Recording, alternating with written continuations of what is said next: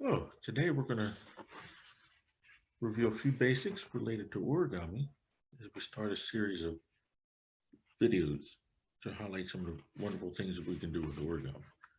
It's a very relaxing ancient Japanese art form, which in modern times has applications in many areas of technology, including car safety, your airbags for your car, yeah, are designed based on origami principles, proteins folds. So there's a lot of things in biomedical engineering and biotechnology and medicine that we can learn related to origami. I like to say that God is the greatest origami designer in the universe because proteins fold, DNA folds, the code of life.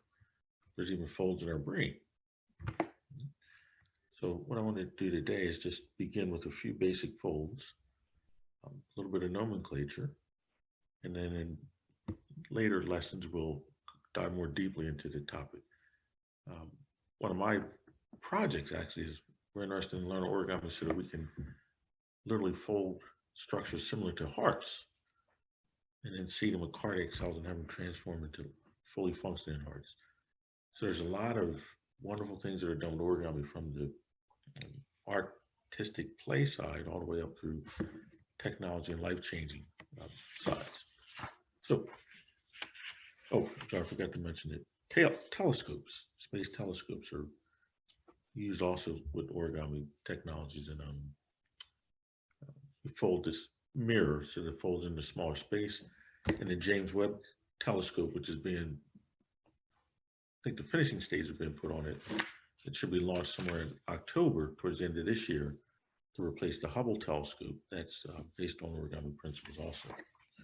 So we have a sheet of origami paper. You have typically a lot of origami papers are square, and you have different sides are colored, different colors. So one side is straight red, the other side is psychedelic print. So we're going to make a diagonal fold. Take one corner and fold it to the other corner. Make sure your folds are sharp and even as possible. Open it. Fold the other corner of the corner.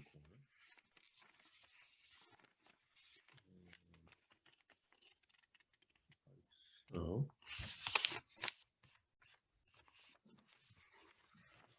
now we have paper. Notice how it's holding, paper has memory. It's holding the creases, and this is what we call a valley fold. So these are two diagonal valley folds, and if we do that, now we've converted our valley folds into mountain folds. So I'll make some mountain. Valley fold, mountain fold. Now, what we have here is a very basic crease pattern. You can see the creases that we made by folding, and this is a X, basic X crease pattern, simple. You can think of the crease pattern as the DNA of the origami object. More sophisticated origami objects will have much more sophisticated crease patterns with lots of different types of symmetry. So we just want to start with a basic one. Now, if you look at an origami book, you'll see, usually you'll see a square with different types of line on it to indicate where folds go. So this is a valley fold that's usually diagrammed by dot, dot, dot, dot, dot, dot, dot, dot, dot, or dash, dash, dash, dash, dash, dash, dash. Mountain folds will be diagrammed by dash, dot, dash, dot, dash, dot, dash, dot, all the way depicting the area that needs to be folded. So if you see a dash, dot, dash, dot, you'll say, oh, I need to make a mountain fold in that region.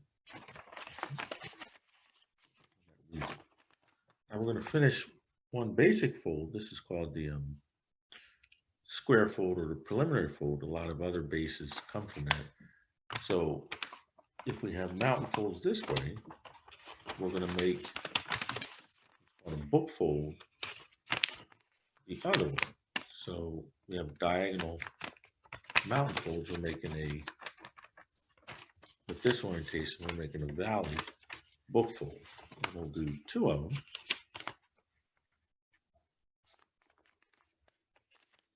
Like so. And the last step of our preliminary fold is we're going to fold this down. In essence, we're collapsing down like this, and like this, so it actually makes a symmetrical, smaller square. And if you open it up, you can see we've added some elements to our crease pattern, and so now it collapses again. This side is up, and then we're going to fold, collapse it down like that.